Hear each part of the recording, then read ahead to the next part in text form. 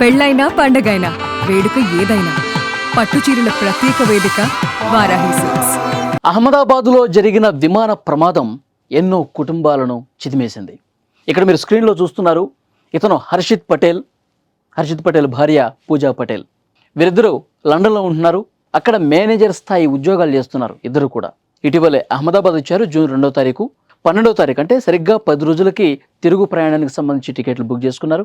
ఏదైతే విమానం కూలిపోయిందో, అహ్మదాబాద్ నుంచి లండన్కి వెళ్లే విమానం మధ్యాహ్నం 1:30 బయలుదేరే విమానానికి వీళ్ళు బుక్ చేసుకున్నారు. ఆ విమాన ప్రమాదంలో వీరు చనిపోయారు. మీకు ఇక్కడ స్క్రీన్లో ఒక పెద్దాయన ఫోటో చూపిస్తున్నాను చూడండి. ఆ పెద్దాయన హర్షిత్ పటేల్, ఇతని తండ్రి. సో అతని కొడుకు కోడలు అనమాట.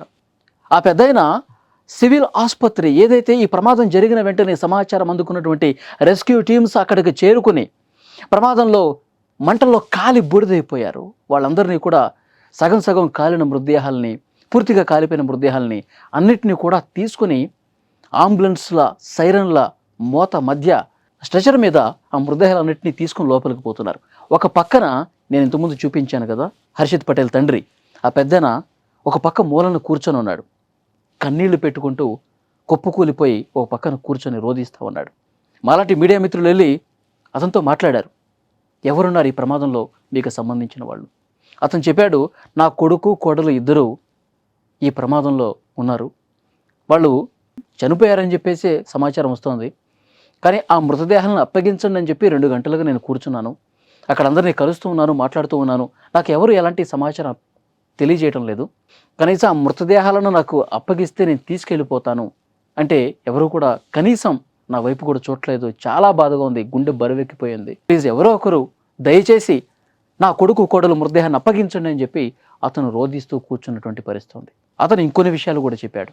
కొడుకు హర్షిత్ పటేల్, కోడలు పూజా పటేల్, వీళ్ళిద్దరూ తండ్రికి సర్ప్రైజ్ ఇవ్వటం కోసం హర్షిత్ పటేల్ చెప్పా పెట్టకుండా లండన్ నుంచి నేరుగా అహ్మదాబాద్లో వాళ్ళ ఇంటికి వచ్చాడు. సర్ప్రైజ్ ఇవ్వటం కోసం కుటుంబానికి, ఫ్యామిలీకి.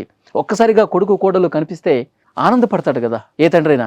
ఒక్కసారిగా సడన్గా చూసి ఎలాంటి సమాచారం ఇవ్వకుండా, ఎందుకంటే 2-3 ఏళ్లకు వస్తూ ఉంటారు.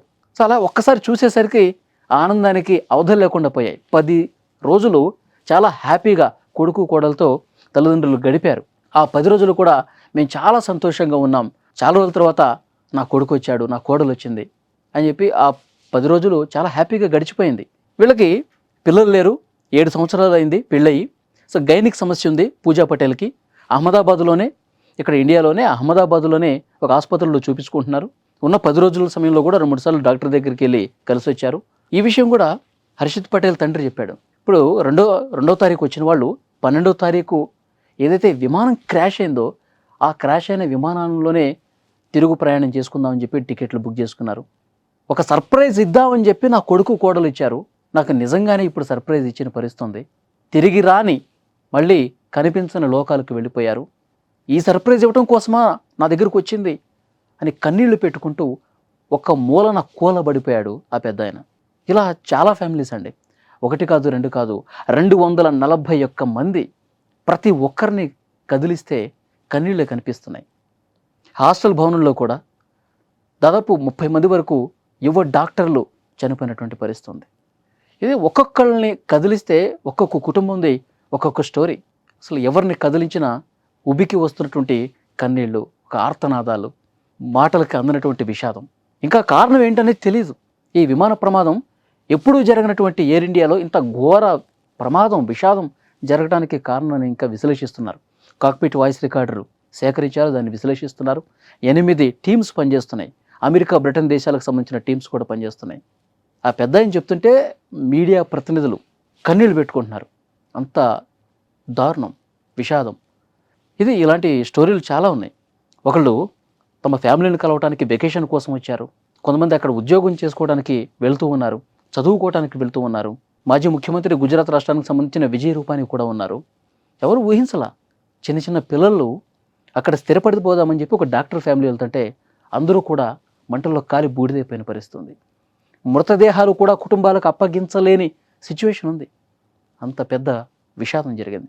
ఇప్పుడు నేను చెప్పినట్టు హర్షిత్ పటేల్, పూజా పటేల్ ఈ మృతదేహాలు ఇంకా ఆ తండ్రికి అప్పగించలేదు, లేవు. DNA టెస్ట్ ఇచ్చాడు. ఎప్పుడు ఏ ఏ పిలుపు వస్తుందో డాక్టర్స్ నుంచి, కనీసం మృతదేహాలకు సంబంధించి పూర్తిగా కాలిపోయినాయండి. మాంసపు ముద్దలే ఆయన కళ్ళ ముందు స్ట్రెచర్ మీద తీసుకెళ్తా ఉన్నారు. గుర్తుపట్టలేదు. ఒకరిది చేయి కనిపిస్తుంది, ఒక కాలు కనిపిస్తుంది, ఒకటి తలభాగం కనిపిస్తుంది. ఇలాంటి దారుణమైనటువంటి పరిస్థితి అతని కళ్ళ ముందు స్ట్రెచర్ల మీద పోతుంటే నా కొడుకే ఎట్లా ఉన్నాడో, నా కోడలు ఏ విధంగా ఉందో తలుచుకుంటూ రోధిస్తూ ఒక మూలన కూర్చొని చూస్తూ ఉన్నాడు. కాబట్టి ఇలాంటివి మళ్ళీ మళ్ళీ జరగకుండా ఉండేందుకు ప్రభుత్వాలు సరైనటువంటి చర్యలు తీసుకోవాలి. ఎప్పటికప్పుడు తనిఖీలు చేసి ఇలాంటి ప్రమాదాలను నివారించాల్సిన అవసరం ఉంది.